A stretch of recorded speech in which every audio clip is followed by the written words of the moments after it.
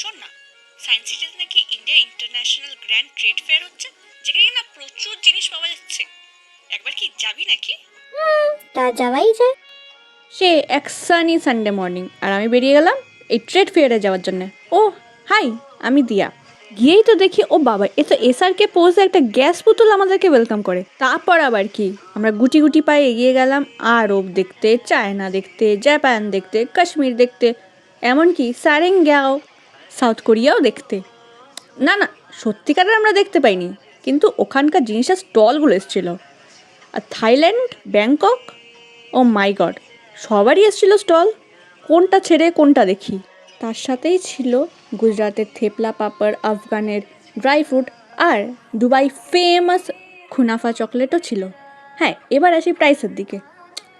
আমি তো সেই সার্টিফাইড ভিখারি, কিন্তু তাও আমি বলছি কিছু কিছু দোকানের জিনিস ছিল খুবই অ্যাফোর্ডেবল, আর কিছু কিছু ছিল বাপরে অনেক অনেক অনেক দাম, যেটা কিনা আমি ধারে পাশেই যেতে পারিনি। তবে তোমরা চাইলে এই ফেয়ারটা ঘুরে আসতেই পারো, যেটা কিনা চলবে 18 আগস্ট অবধি। চোখের খিদা মেটানোর জন্য অনেক দারুণ মেলা। তবে তোমরা যদি আমার মতন সার্টিফাইড ভিখারি না হয়ে গিয়ে থাকো, তবে পুজো শপিংটাও এখান থেকে সেরে নিতে পারো। তবে আজ আসি, বাই।